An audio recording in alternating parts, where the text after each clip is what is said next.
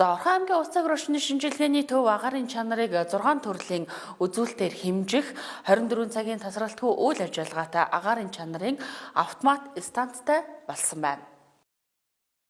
Бүгд найрамдах Солонгос улсны хөрөнгө оруулалтаар Орхон аймгийн улс цагуур орчны шинжилгээний төвд агаарын чанарын автомат станцыг суурилуулж өнөөдөр хүлээлгэж өглөө.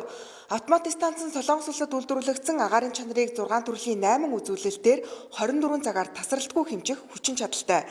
Аймгийн улс цагуур орчны шинжилгээний төв нь агаарын бохирдлыг өмнө нь 2 төрлийн үзүүлэлтээр хэмждэг байсан юм а. Агаарын чанарын харуул өнөөдөр шинжилэгдэж байна. Одоо 24/7 автомат станцтай болж байна. Энэ маань өстой манай Эрдэнэ хотод агаарын бохирдлыг хөглөх азотын давхраас илгээдэг 2 үзүүлэлтээр үздэг байсан бол өнөөдөр бид нар 6 үзүүлэлтээр ингээд цаг алдалгүй минут тутамд одоо агаарын бохирдол ямар байна вэ гэдгийг утсан дээрээс шууд харах боломжтой болж байна. За манайх ингээд 6 үзүүлэлт гэж байгаа. Энэ дээр болохоор нарийн ширхэг PM2.5 тоосонцор PM10 том ширхэгтэй тоосонцор бүхэрлэгийн азотын давхар эсвэл CO озон хэмжиж байна. За энэ хэмжилтийн утгууд нь бол энэ дээр шууд автоматар гараад ирнэ. Тэгээд Улаанбаатар руу төв сервер рүү яваад тэгээд сайтууд руу шууд ингэж манай нөгөө агаар цэгийн сайт руу шууд тавигдаж байгаа.